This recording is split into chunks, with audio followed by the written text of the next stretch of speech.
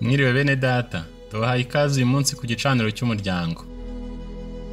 Imirongo y'ibyanditswe yakuwe muri Bibiliya yera ndetse n'imirongo migufi yakuwe mu bibwiriza byabwirijwe na mwene data William Mario Branham hagati y'umwaka w'igihumbi 947 n'igihumbi 965. Mu gihe muri kumvira ijambo ry'Imana, turizera ko muri buhabwe umugisha.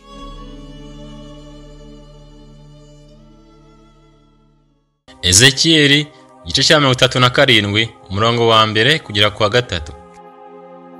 Ukuboko k'Uwiteka kwangezeho ansohora ndi mu mwuka, aramanura angeza mu kibaya cyari cyuzuyemo amagufa, anzengurukana aho yakikije hose, maze mbona ari menshi cyane muri icyo kibaya kandi yari yarumye rwose. Maze arambaza ati, mwana w'umuntu, mbese amagufwa yabasha gusubira kubaho? Ndamusubiza nti, mwami Uwiteka ni wowe ubizi. He said, I want to ask you a question, Mr. Branham. I said, yes, sir. And I thought, here it comes, Lutheran Dean. Tumaze gufata ifunguro ryacu rya saa sita yaravuze ati, ndashaka kukubaza ikibazo Bwana Branham. Naravuze nti, yego mugabo. Naratekereje nti, mbega ngibi biraje nonaha umuyobozi w'Abaluteriyani. He said, I've been down to the Pentecostals and seen kick the furniture around and everything like that, so I won't ask you if there's anything to it.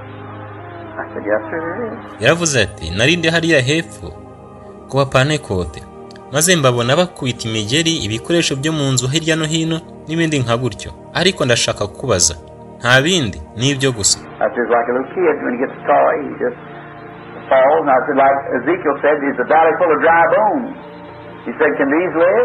Ni nk'ibyo ngibyo. Naravuze nti, yego mugabo, biriho.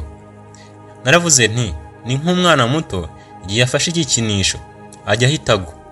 Maze ndavuga nti, nk'uko Ezekieli yavuze, hari ikibaya cyuzuye amagufa yumye. Aravuga ati, mbese yabaho?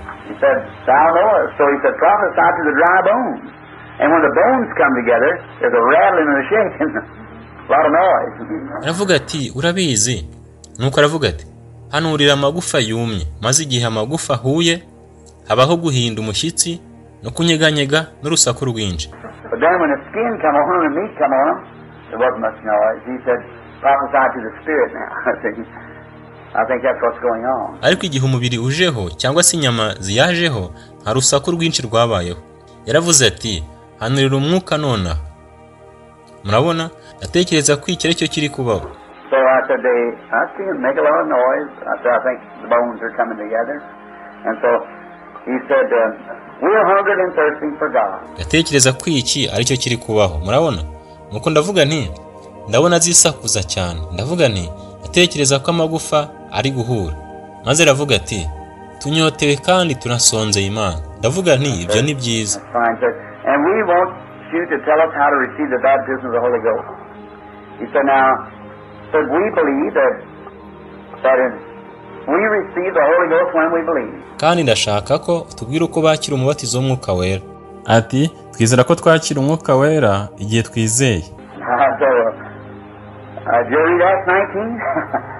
And he said, yes. I said, but it's mighty fine Baptist up there, had a good pastor, good preacher. His name was Paulus, he's a converted lawyer. He's proven Jesus the Christ of the Bible. Maze ndababwira nti, mbese mwigeze musoma ibyakozwe n'intumwa igice cya 19? Maze aravuga ati, yego. Ndavuga nti, ni byiza.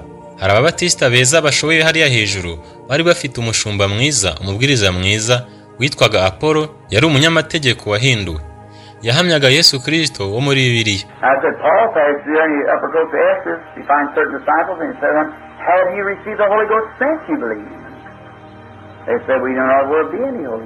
Maze ndavuga nti, Paulo yanyuze hariya mu nkombe zo hejuru ya Efeso, asanga abigishwa bamwe, maze arababwira ati, mwakira Umwuka Wera uhereye igihe mwizereye. Baramusubiza bati, ntabwo tuzi niba habaho Umwuka Wera. Murabona?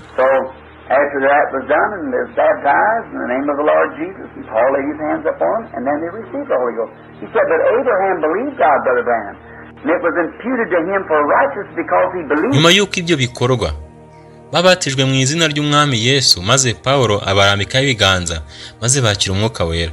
Yaravuze ati, ariko Aburahamu yizeraga Imana, mwene data Branham, kandi ibimuhaniza no gukiranuka kubera ko yizeraga.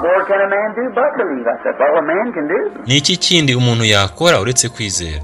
Naravuze nti nicyo umuntu yashobora gukora gusa. I said, you believe and accept Christ as personal Savior, that's your faith. But remember, God gave Abraham a seal of circumcision as a confirmation of his faith. Naravuze nti wizeye kandi wemera Kristo nk'umukiza wawe ku giti cyawe, uko ni ukwizera kwawe. Ariko mwibuke, Imana yahaye Aburahamu ikimenyetso cyo gukebwa nko guhamirizwa ko kwizera kwe.